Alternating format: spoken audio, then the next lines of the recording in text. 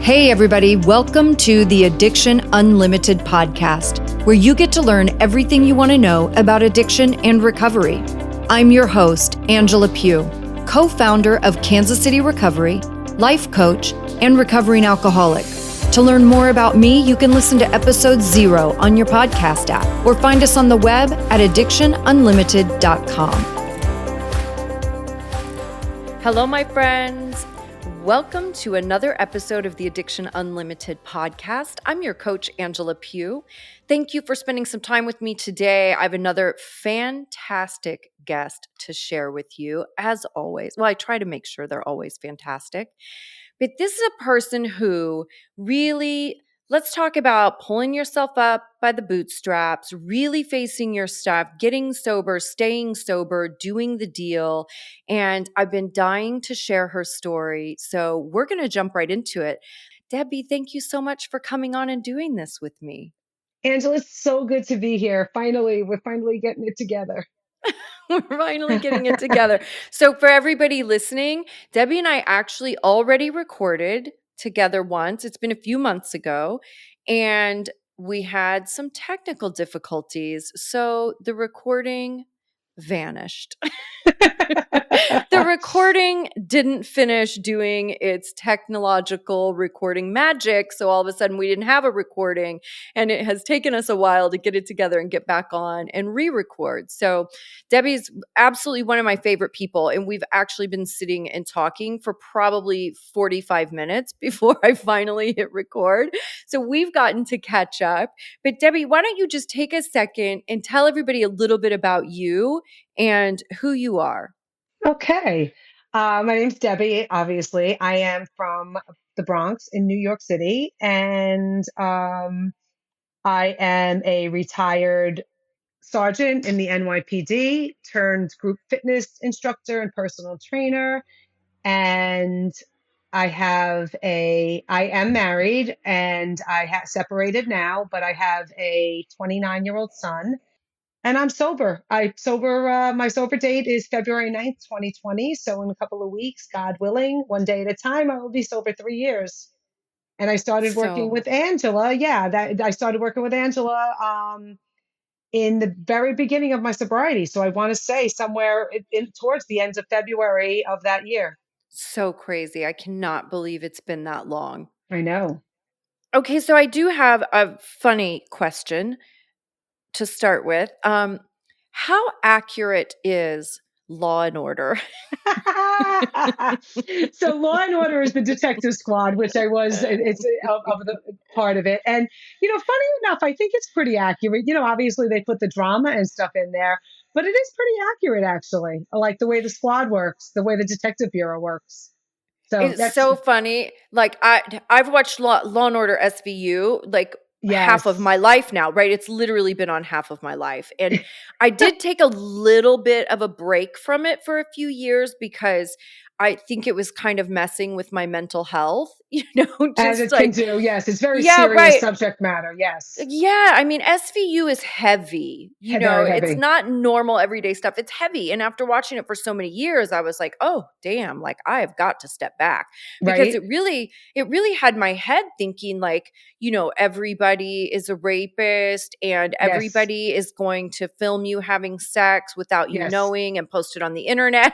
And like, it was just messing with me. So I had to take a break. But every time I'm watching it, I really like the recent season a lot more than I liked it the last few years.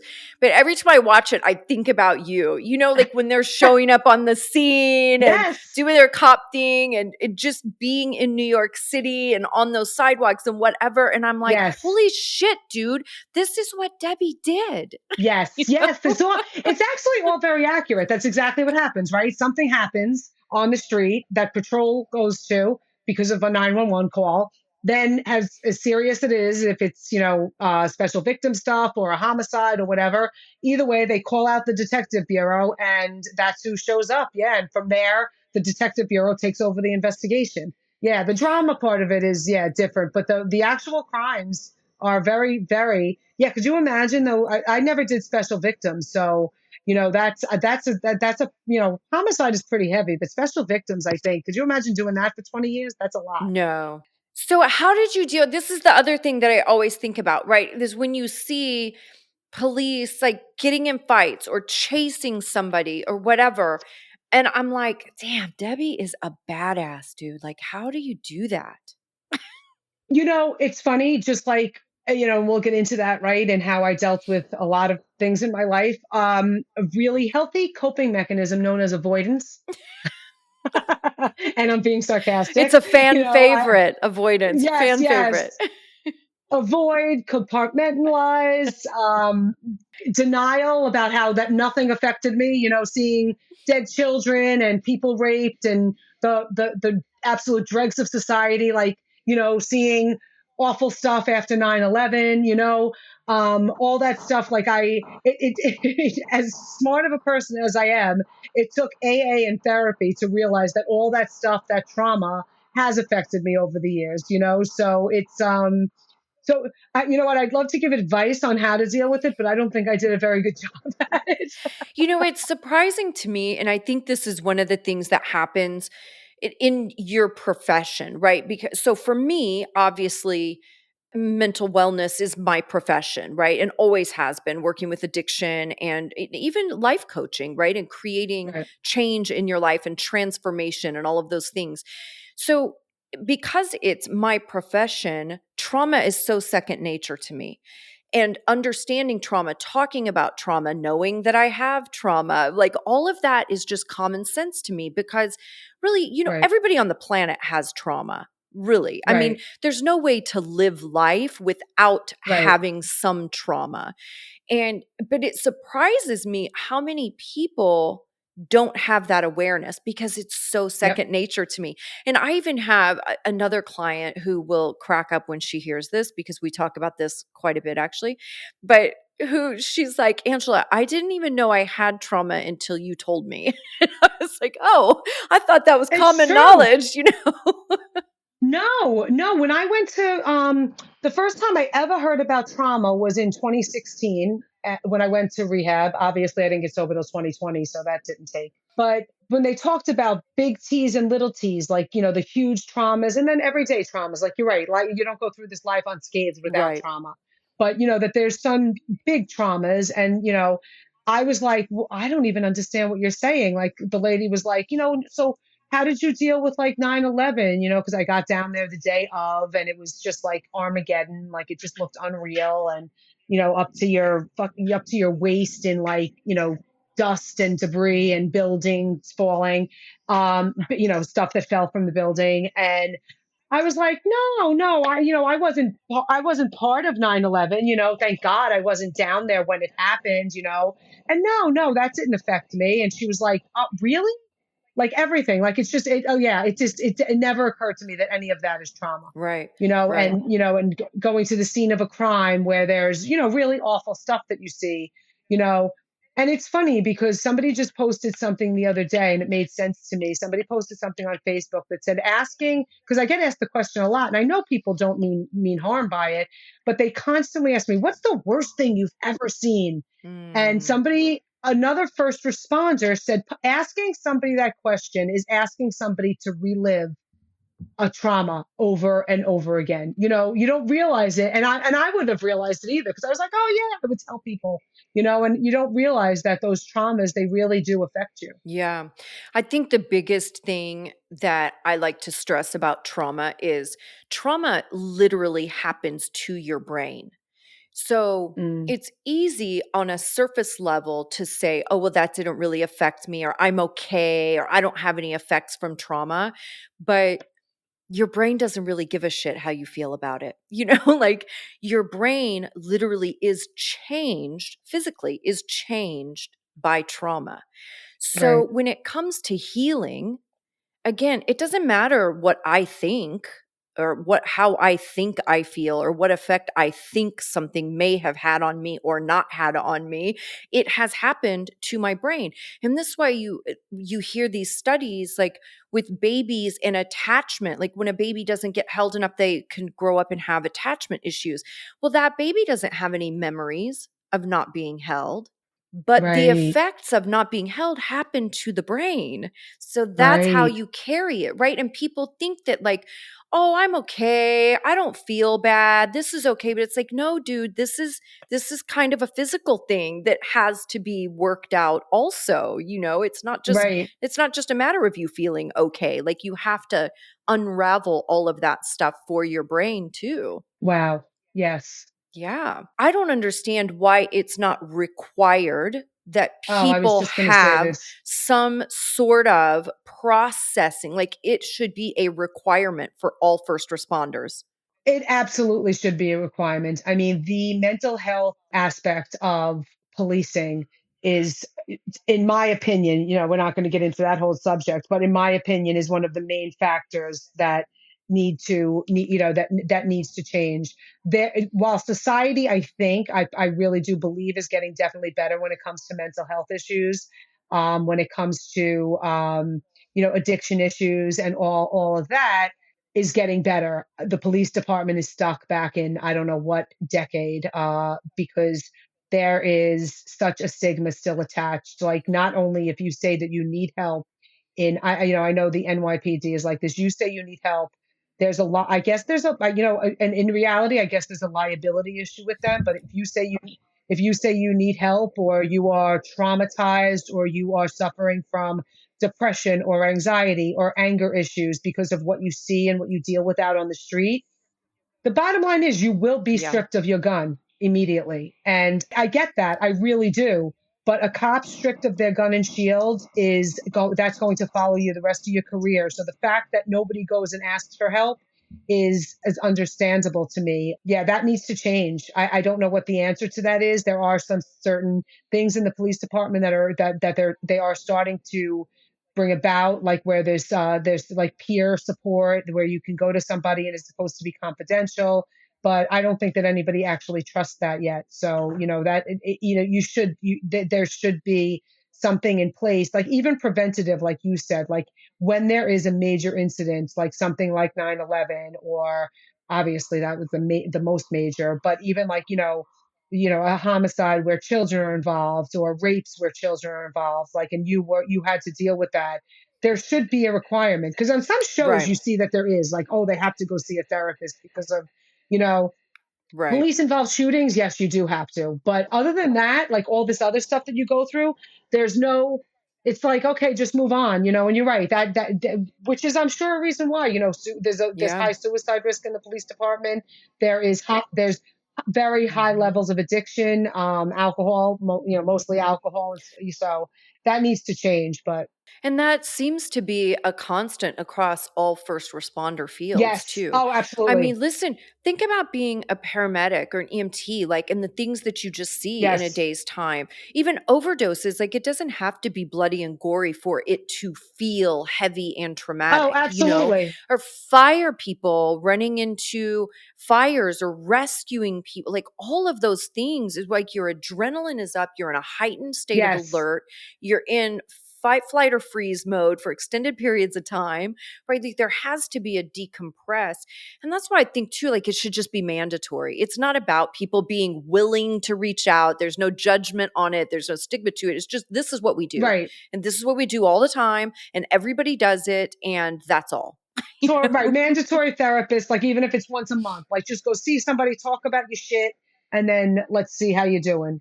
One of the things that I love about you for sure is your tenacity, right? And your perseverance. And it's so obvious, like, from your history and your job, right? Like, this is who you are. This is how you're built. It's how you're wired. And I think it has probably been such a huge help for you in your recovery journey, Oh, right? To absolutely. be like tough and to be able to tough it out, figure it out. Yes. And I think sometimes get a little pissed off at it, Yeah. because I think that fueled me in the beginning of my sobriety. Is like, I was so mad at Yes. alcohol. I Yes. was like, don't you come near me. Don't you even think about Yes. about me drinking you. Like, it ain't happening, pal. Right. But it definitely fueled me a little bit. And I wanted to ask you, like, you went to treatment in 2016, Yes. and like you said, it didn't stick, right? But what do you think happened of significance between 2016 and 2020, when now you've maintained sobriety and you're amazing and your life is amazing and you are figuring big things Yeah. out and you're really building your life, and you've been so happy over the last few years, and Yes. connected and enjoying yourself. And we were talking earlier about going on the sober vacation this year, like Yes. all of this beautiful stuff. But I know that you got value from 2016, right? Like, we don't, Absolutely. even if your experiences aren't successful, so to speak, Yes. it doesn't mean there's not value there. So, what do you think you gained from 2016 to 2020 that helped you in 2020 make it stick? I think that 2016 was, 2015 was when I talk about my actual bottom. I never had a bottom like that again. I was, drinking every day, drinking a lot. I was suicidal. I was, when I wasn't actively suicidal, thinking about, I just wanted to die. And I knew that I couldn't go on like that. So that's what prompted me to go to rehab in 2016, because I really felt like at some point I was going to die if I didn't get some help. That sounds so dramatic, but it's the absolute truth. I was already feeling like I was dying emotionally, but I was like, something is going to happen, something tragic.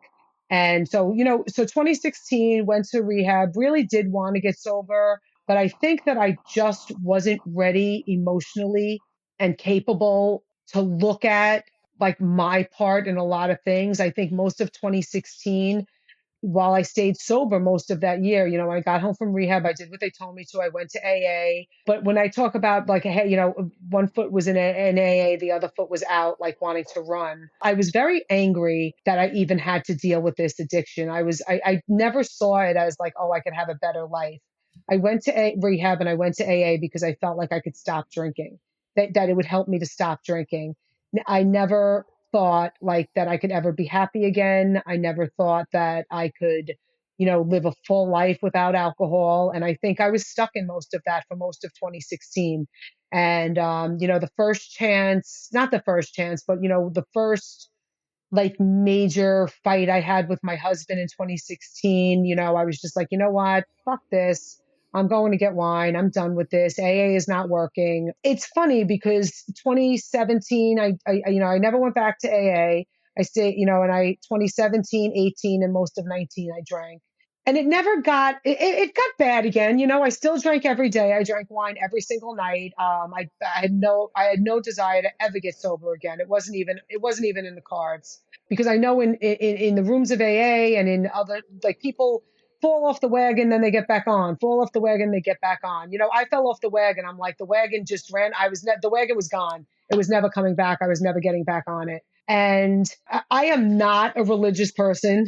Like, so for me to say this, like, it's just wild. But in 2019, my son challenged me to a sober October.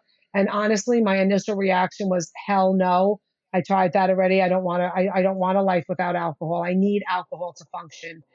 But I did it because I'm a competitive person, and that was October of 2019, and I had this hint of like of what I that life was better without alcohol. I still wasn't willing to accept any of it. And then somewhere in January, I did a dry January again with him, and I don't know why, but I just became more accepting of the fact that I was a slave to alcohol. The realization came to me that I lived in three modes. I was either drinking, I was hungover, and then I was thinking about drinking. So alcohol, although I drank every night for a few hours each night, a lot. I never saw it as that I was an alcoholic or that I had a problem with alcohol, because I was like, well, there's 24 hours in a day and I only drink four of them. So, what's the big deal? But never realizing how much it affected me, because alcohol was just a part of my everyday existence all the time. I woke up hungover, felt like crap all morning, somehow managed to get through the day. And then about 4 o'clock, I was like, okay, I can't wait to drink again. And so sometime in January of 2019, I just realized that my life would be better without alcohol. And I took the steps I needed. I started researching stuff. And that's when I came across your podcast. And I started listening to that a lot. And that helped me so much. And I was like, you know what? I need this woman in my life. And somehow in February, a random date came into my head. I'm like, February 9th, I'm going to stop drinking and I'm going to try to stay sober. Again, I don't know if it's a God moment, how I don't know if it was a spiritual moment. I don't know what happened, but that date came into my mind. And that was the date that I got sober. And I still continue to listen to your podcast. And then I hired you as my sober coach. And even then, looking back now, I kind of didn't know how it would all work, but I was like, I believed you when you told me how it was for you to get sober in the beginning. And I believed that the couple of things we talked about this in the conversation before, trusting the process. And I believed you when you just said to me, listen, this is normal. It's not going to happen overnight. It's slow. As long as you don't drink and you just do the next thing that you feel is right and reach out to you, that I would be okay. And somehow that was enough for me. I was like, I'm just going to trust this lady. And I believed her. And all the tools that you gave me. That's a very long answer to your question, but like something in my brain just switched and I became willing to do whatever it took to get sober. And that's still true today. Yeah.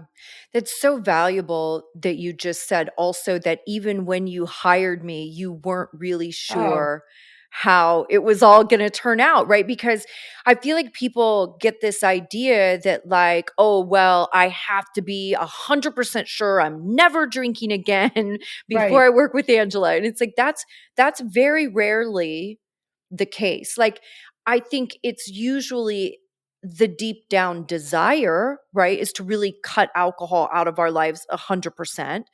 But it's not uncommon to Yep. be questioning. It's not uncommon to step into it and still wonder, like, am I sure?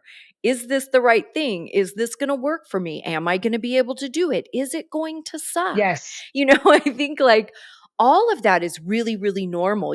Everybody doesn't come to the table 100% certain. Right. It amazed me when you would say how thrilled you were with your life. I think when we met, are you 17 years sober now? I just turned 17, yeah. Yes. So when we met, you were 14 years sober. And I was like, this woman's 14 years sober.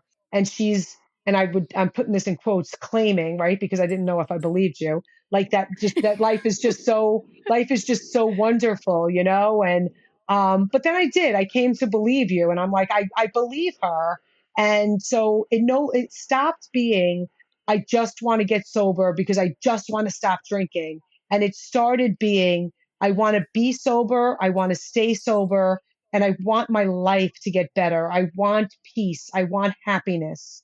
I want Yeah. that, like, and I believed that was attainable. And I believed you and other people when they said that, yeah, you know what, this is going to be tough, especially the beginning, but you will cross that line where you're no longer just like wanting to not drink, where, you want Right. more from life. Right. And that is the true pivotal moment, right? When it's just because too, when you get into recovery and you get sober, there's a certain point that you realize recovery has very little to do with drinking or not drinking. Mm, It has very little to do with hmm. drinking. Drinking or whatever substance, right? That's the symptom of what's going on Oh boy. underneath, Yep. right? We're seeking a substance or a behavior. We're doing that to ultimately manipulate how we feel. So when you take the Yes. substance or the behavior away, you still have to work on all of the how you feel, right? And develop coping skills and figure out how to put one foot in front of the next. So that's why that pivotal moment is this isn't just about drinking. This is that I want a different life. I want to be a different human. I want to function differently in the world. And Yes. for Yes. me, somebody just asked me the other day, like, at what point did I know I wanted to work in addiction? And I said, I didn't know that at first. But what I knew at 4 months sober, I knew that I wanted my whole life to revolve around recovery because I Mm, was seeing myself change into a person that I never even knew I was capable of being. Like I showed up to get sober. And I thought I was the biggest piece of shit on the planet. I was a Mhm. liar. I was disgusting. I had sacrificed all my integrity, my self respect, my self esteem. I sacrificed all of it for drinking. And I thought I was just the worst of the worst. So as I started going and I was changing and I'm going through this process, I literally was like, holy shit, dude, if I can do this, anybody can do this, you know? And all I wanted to do was help Yes. other people do it because I was so shocked at how much I was evolving, really with fairly little effort, you know? Like it was just happening by Yes. showing up every day and having conversations, but being engaged in the process. And but it is, that's the pivotal moment is when you realize that it's about you as a person and it's about your life. It's not about the drink. Yes. Yes. And I felt the same way. I was like, I thought I was like just this weak person with very little morals and, and just first of all, there's some things that I didn't realize that come out like 3 years into sobriety. I'm obviously a mean person too, but I really did think, like you said, the biggest piece of shit. Like I was like, I'm just not a good person. And I'm weak. Like, why do I have to drink this every night? And then I realized that over, again, it took time. Like when I talk about this, sometimes I don't ever want anybody to think that, I was 3 months sober and I was like, had all these revelations. They come about like, and it's all hindsight when I really think about it, right? Because I look at life and I'm like, well, first of all, I was never this horrible human. I was just a girl first, then a young person who, suffered from very bad self esteem, very bad anxiety, very bad depression. And for a very long time, I truly believed that Mhm. alcohol was the answer. And in some ways, it was. I do like to demonize alcohol because I really do feel like it's this poison and it's the devil. But I don't know. I don't know what would have come of me if I hadn't used alcohol to to deal with the severe depression and severe anxiety. And, it works in the moment. And then it takes a long time. It took a long time for me to realize that it stopped working a very long time ago, even though I really thought that it was. And it started working against me. And I didn't know yeah, during those 4 hours that I was drinking, of course, my anxiety went away. And I was a pretty happy drunk. So, I was kind of like just chill in my living room, drunk by myself, which is what normal people do. Um, you know, and then I realized that now I realize that it was making, I was Yeah. more depressed, I was more anxious, and it took more alcohol, and it was just, it became the problem. It was always the problem, but I came to realize that it was the problem. Yeah, another huge pivotal moment is when you realize it's not the solution, it's really the problem. Hmm. And even in the most sort of weird ways, like it's easy, it's always hindsight, right? You can always look back on everything and start to really connect those dots. But how things, when you look back, you start to connect things that you would have never connected before, right? Like I Hmm. didn't realize how many decisions I made in my life really around my drinking. But I did, like everything Oh, revolved around everything. my drinking. It was like, am I going to drive tonight? Am I not going to drive? Who am I hanging out with and where are we going? What are we doing? What time do I want to be home? Because what am Yes. I doing tomorrow that I need to be aware of? Do I need to leave early and go get alcohol before I go home? Like every single thing, like travel, like everything I did revolved around alcohol. And I Everything. had zero understanding of that when I was living it. Right. But looking back, it's like, wow, like I was so committed to it in every way. Yes. Yeah. Yes, it's so true. Like that's what when I was saying that I was either drinking, hungover, or thinking about drinking. That's what it was. Like no matter where I was, I could be at my son's jujitsu meet, and I was not truly present because I was thinking like, okay, it's getting to be 7 o'clock. I really want to get home and drink. Like I was never really present, and there was so much fear around not having enough. Like, do I have enough bottles of wine at home? Do I have enough of this? Is the liquor store going to be opened? It was just wild. Like I never went out to eat with people because that was my drinking time. So I would be like, I'll go out to lunch. It was just like I never realized either how every single thing, you're right about the driving, going to weddings, now I'm like, I don't have to worry about any of that. Like I have a wedding coming up, my nephew's wedding in February, no, I'm sorry, March. And I'm like, it's in Maryland. It's a 3-hour drive. I really don't feel like staying. There's going to be a lot of drinking and I love my family, but I'm like, I might say, but I'm also like, you know what? I'm perfectly capable of driving home at midnight. Right. Okay, so I get home at three, but that would have not even been anything that I could Right. do. And you're right, I never could plan anything for the mornings because I knew I would either be way too hungover or I wouldn't be able to get up. Now I might be tired because I'm still not a very early person, but I'm fine. Yep. I could do anything. I can function. I could be there for the people in my life. Like my parents are getting a little bit older. My dad's recently had some health scares. I could pick him up at 10 o'clock at night. I was always the parent who did the drop off at 6 o'clock and somebody else would pick them up at 10 Mhm. because I knew I'd be drunk by Right. then. So everything in my life revolves around that. Yeah, it's insane. And I really didn't know it. No, yeah, I didn't either. I didn't either. But also even like where I would live, like I have a thing I always want to live next to the freeway. I'm like that as an adult person because that's what I've always done. But as a drunk person, I felt like it was safer. You were less apt to get pulled over on the freeway than on side streets, Oh, probably, especially in yeah. Los Angeles, right? So I always wanted to live next to a freeway. Like that's where that was born for me. Was all Wow. around my drinking. But you just don't have that awareness when you're in it. No, no. And if somebody would have told me that, I would have thought they were insane. Yes. Yes. That's so Yeah. true. And I feel like people think that, something we talk about a lot in the Sober Society VIP meetings is how you quantify like the quality of your sober life or what's it going to be like. Because this is another thing. I feel like people will get on consultation calls with me and they want you to quantify what is this going to be like. They want some tangible results like that they can expect, that they can build some expectations around where they can go, okay, if it's not this, this, and this, then it didn't work. Right. And I'm like, growth Mm, doesn't work that way, because you're no. talking about emotional growth. You're not talking about physical growth where you can like measure your height or your pounds or whatever. Like emotional Right. growth doesn't work like that. And there's no way to quantify what the change is going to be. You just have to know it's going to happen. If you're doing the right Yes, things, if you follow the formula, it will happen. It's almost it will happen. inevitable. It will happen. Right. Your life will absolutely get better. There's no doubt about that. I don't know. And it's when people are new in recovery, I'm like, I don't know when.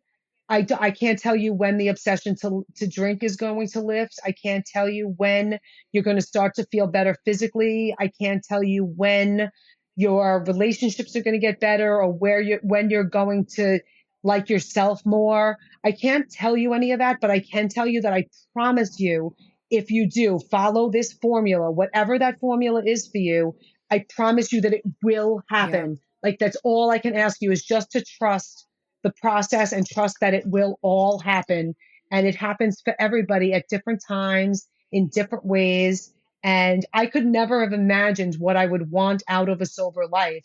It's nothing material. And the other thing that I was thinking as you were just talking is that as life goes on, and you always talk about, and I love this, that you talk about getting through that first year, those first everythings, the first Christmas, birthdays, Halloween, whatever it is that's your favorite holiday that revolves around drinking. And to me, it's also all these life instances where you get super sad or a relationship ends or somebody dies in sobriety, right? So all these holidays, all these events that are going to happen, whether you're drunk or sober, they're gonna freaking happen. That now I have a sober reference, like that I was able to get through that, whatever it was. I got through Christmas. You know what? I can get through Easter. I got through this death. I got through this relationship ending. It still sucked, right? And it's going to suck whether you're drunk or whether you're sober. But the difference is that it absolutely sucks less. That's that sober reference, right? All these things are still going to happen, drunk or sober. And now I can say, okay, you know what? I was really upset last week because I got into a big fight with so and so, or, a major relationship ended. or somebody died, now I know and I have this sober reference that I can get through that. So what's the next Right. one? You know, and I even use other people's sober references, like if so and so, you know, unfortunately, I mean, it's the worst thing. I think the worst thing that could happen to a human. But I had a friend of mine whose child Mhm. died last year, and you know what? She's still sober. Mhm. Like, and yes, it still sucks to Right. this day. She's still struggling, of course, you know, but she got through it. And I'm like, you know what? People get through these things, and these things are going to happen to us, right? No matter what. We were just talking about, while you and I were just having the chat before you started recording, we were talking about how traumas, right? These traumas in our life, you know, however you want to define trauma, are going to happen. And they're going to happen regardless of whether or not we're drunk or sober. And how we deal with them is, you know, drunk or sober is really the Yeah. difference. Yeah, because life is still gonna happen, right? And there's another huge myth is like, I'm gonna quit drinking, I'm gonna get sober, and all my problems are gonna magically go away. And it's like, no, dude, life is still going to happen. Life is still going to throw you curveballs. That's just what life does. You're definitely going to have shitty things happen because that's life. It doesn't have anything to do with being sober or not being sober. Life isn't worse Right. because you're sober, right? Like, and it doesn't stop being challenging because you're sober. Absolutely. You know, of course, in 12 steps, we talk about higher power moments, you know, and I'm not a Yes. religious person either. I'm a very spiritual person, but I'm law of Right. attraction. I'm very woo woo. Um, and I love that stuff.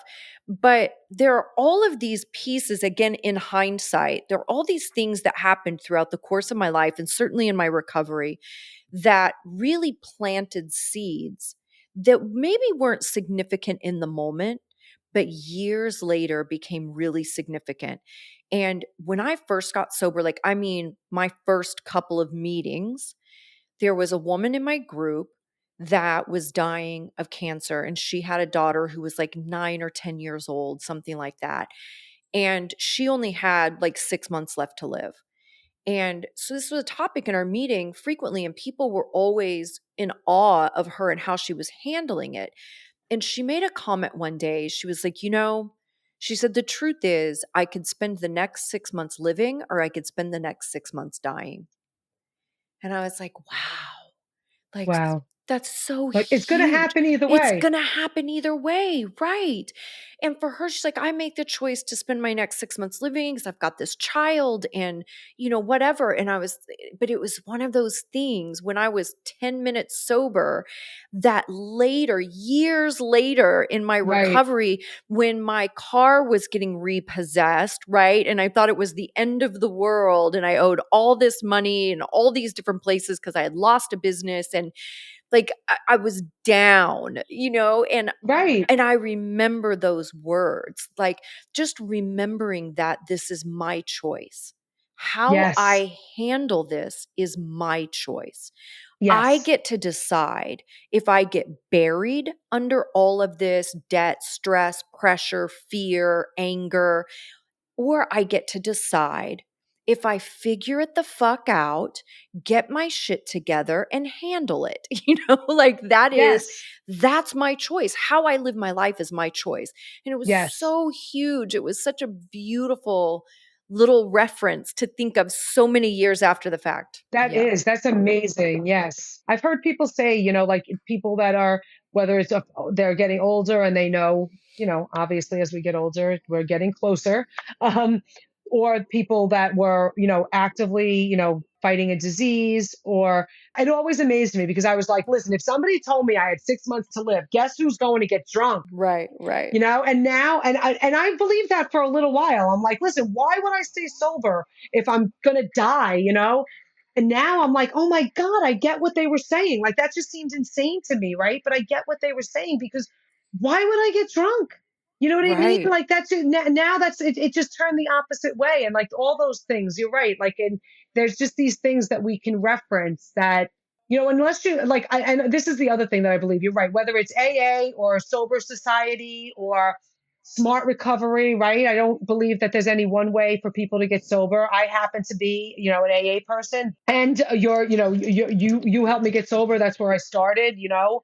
But whatever it is, you absolutely do need something, some support system, some, some sober lifestyle and people Mhm. that you need in your life that are sober. Like, because if I didn't use, your forum and you and AA, like I know I wouldn't be where I am today. Mhm. I would just probably be a dry drunk. And also that you didn't get sober with me and immediately do AA. Like it took you a No. while to get back in the AA groove too, because you had done it before, Yeah. but it was a game changer when you did get re-involved, right? It was a game changer. Absolutely. And I was one of these people that's like, AA is not going to be a very important part of my life. And you know what? I still have tons of friends. I still have a big life that doesn't include AA. But you know what? Like, my life in AA is so important to me. It's Mhm. they're my friends, Mhm. it's just become, I just thought that that would make me a loser or all this other stuff, and I thought it was a cult and it was all about religion. And it's just not, because we talked about that. That wasn't, I'm not a religious person either, but somehow, I do have a spiritual practice now that I did not have. Well, and rest assured, I do not have the commitment level required to be a part of a cult. Like, Yeah, me neither. I do not Me have that at all. neither. I've heard people say too, like, well, they brainwash you. And I'm like, you know what? If there was ever a brain that needed washing, I promise you Me it was mine. too. Like, yes, Exactly. wash that thing. It needed it Right, desperately. right, right. Like we think of brainwashing as a bad thing, and I guess if it's a cult, it is a bad thing, right? But if you're getting brainwashed, like in the literal sense, you're right. If you think of brainwashing, we wash our bodies, we wash all this other stuff. These brains of addicts need to be freaking washed, Yes, for sure. and we need upkeep too. It's So, interesting too. Like, addiction is very predictable. And again, certainly if it's not your profession, you're not necessarily going to know this, but addiction is very predictable. It performs the same in everyone, regardless mm, of the substance or the behavior, whatever the addiction is. right. It's very much the same in everyone. The process is the same. Your details might look a little bit different, right? Because we all have different lives and lifestyles and whatever. But addiction itself, in its growth and progression, is extraordinarily predictable. But that's also what makes recovery fairly predictable. Yes, And that's the formula, right? It's just kind of working against the components of addiction that are the same in everyone. You're just working against those yes, things. You're doing it differently. So you're strengthening yourself instead of falling prey to the yes, addiction. But it is, again, same thing. Like your details are going to be different because the details of all of our lives are different. right. And you're not going to deal with every single problem you have in your first month. However, as you start to grow and evolve and change as a human being, and you change your behaviors and your perspective on things shifts, and you get to a place that you're making better choices in your life, Yes. all of those areas that are problematic do start to heal. They They definitely all start start to to get, heal. yeah, it's not like, as I think people feel like they have to attack every single issue individually, like every Yes. piece of my life, like, oh my God, this is so much. And it's like, it doesn't work like that. You just focus on you, and all the other things will naturally improve. They really do. That's what you said. Like, you know what? Life doesn't, it's not this. I was just thinking, like, life doesn't happen in a vacuum. Like, all of the things that I do or did when I was drinking resulted in a very chaotic, drama filled, sad, anxiety ridden life. I am still like, I still like have the same life, right? Life hasn't changed. My family's still the same. My friends are still the same. My job is still the same.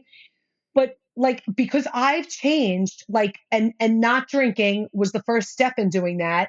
And then from not drinking came that growth in other areas of my life, that all of that is gone now. Like, and it just, I didn't say I'm going to stop living in the drama. I'm going to stop, doing this. I'm going to stop doing that. But stopping this one thing that led to doing this other thing and all these other things towards my recovery, which is the foundation of my recovery, and continuing to do those things almost guarantees that every other area of my life is going to change. 100%. And it just happens. Like I didn't, but if somebody would have told me that I need to deal with every fucking thing in my life, oh my God, there was so much. There's no way. Pardon me for cursing everybody. Yeah, but I think that's it's one of the things that holds people back from getting help because they do think of it like that. They're like, I have Yeah. so many things that need improve. I have so many things I've fucked up. Like, how am I Yes. ever Yes. going to get through all the things? And it's like it doesn't Yes. work like that. You It don't do doesn't it work all that way. individually. No. It all just happens. It really does. Like there's a one of the promises, the AA promises, is like that God, that you will intuitively know how to handle situations which used to baffle you. And at first I was like, what the hell does that mean? But like quite simply, it just means that where I used to react to something or I would not even know how to deal with it, like now I just know, and I don't know how, right? Because that the word intuitively is in there because I don't know really how that works, but I just know that as a sober person, I can just deal with life and not react the way I reacted as a person who was drinking. So it's amazing, Even the realization that a reaction at all isn't even required. Even that right? realization. Like, how much drama do you cut out of your life by just not reacting and overreacting? Right? Like, that's huge. Yeah, Just that one, but that's the thing. It's that one little behavior will change every area of your life because you change how you are responding to things. yeah, Yeah, and yeah. you don't have It's to pretty react to amazing. everything. Like, you can let stuff go. You can think on it and respond later. Like, everything doesn't Yes. require a huge reaction in the moment. Thank God. It's exhausting. So tiring. But you're right too. It is like we were talking about, life is still going to happen. You're still going to have really Yeah, difficult things to go through. Getting sober doesn't mean that all of that goes away, and I've had even the last couple of years, I've had a couple of the hardest years I've had in a I long, know. long time. Again, it doesn't, that Yes, stuff doesn't not exist because I'm sober, right? Because I'm doing yes, life better doesn't mean that you don't have difficulty and tragedy and illness and absolutely. all of those things. But you're right, you intuitively know how to cope differently when Yes, you've done that work on yourself and you've built your community. Like, now I know, even when I lost my dog, I did a whole episode about that. Like, I had to get back to basics. Like, I yes, internally just felt so bad that I just had to go back to basics, the most simple things that got me through the yes. very beginning, right? Is the same stuff that I had to do at, Got you through. yeah, that got me through at however many years sober. It was crazy. Yes. Yeah, and that's it, that's what I when I said like this foundation, right? It's the things that I did to get sober, although they were harder, are the same things I need to do to stay sober, Mhm. and for me, it's going to meetings, reaching out to other alcoholics, it's doing service. And that to me, I don't necessarily mean service in AA, but just Mhm. being a better freaking human that's helping other Absolutely. humans, Yeah. maybe even in my own family or with my own friends. And it's, you know what? It's not being so self centered. And that's, because and I didn't know if you would have said I was self centered, I would have like argued with you till the end of the earth. But I was so self-centered. I just thought of myself all the time. Like whether it was I'm so depressed, I'm so anxious, I'm so this, I'm so that, that, those are still like, doing all those things, like getting out of myself, doing things for other people, still going to meetings, doing something for my sobriety every single day is the stuff that I still need to do now. Mhm. And when I feel all that, like taking a backside to everything else that's going on in my life now, I have to just, like you just said, just go back to basics. And basic, it's simple. That's why it's called basic. Like, it's simple. Just Yeah. do it. Yeah. It is simple, not always easy, as we say, but it's No, definitely simple. The formula is pretty simple. yes, life was much harder before. And I felt Yes. so much worse. It kind of surprises me when people talk about like how bad they feel or how bad they think they're going to feel when they get sober. And I'm like, God, Right. like, I have to be honest. Like, I have never had a day in my sober life that felt as bad as the last couple of years of my drinking.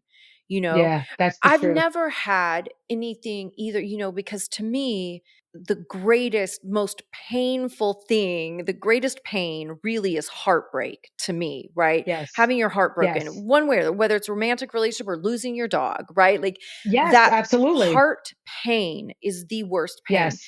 And my recovery has never felt as bad as that. Getting sober, staying sober, being committed to my sobriety has never felt as horrible, awful, debilitating as heart pain, right? But we want to blame everything on sobriety like it's so awful. I'm like, it really I isn't. know. It really is not It that big of a really isn't. deal. It really isn't. It's much easier than the alternative. And like you said, it's less exhausting. Yeah, definitely. Debbie, thank you so much for doing this with me twice. Thank you. Thank you. No, I really enjoyed it. And I just hope that everybody, joins whatever it is, like, just do something because I promise you, like, like, what's the worst that can happen? Like, I promise your life will get better. And I like, sometimes like I want to shake people who are trying to get sober and newly sober and just be like, I know you could do this. And I promise you it will get better. Give it a shot. Yeah, What do you got to for lose? sure. For sure. Thank you so much. Thank you. I love you. Love you. And I hope to see everybody on the sober Oh, vacation. I'm so excited for the sober vacation. And by the time people are listening to this, it will all be announced. Yes, excited. It'll all Yay. be confirmed and announced. So come on sober vacation with us. Yes, do it. Just do it. You've reached the end of another great episode of the Addiction Unlimited podcast. Candid and honest conversation about addiction and recovery. Be sure to visit us at addictionunlimited.com to join the conversation and access show notes and links to everything we talked about. Love this episode? Please take 30 seconds to subscribe, rate, and review on iTunes to help us improve and give you the information you want. Thanks for listening. See you next week.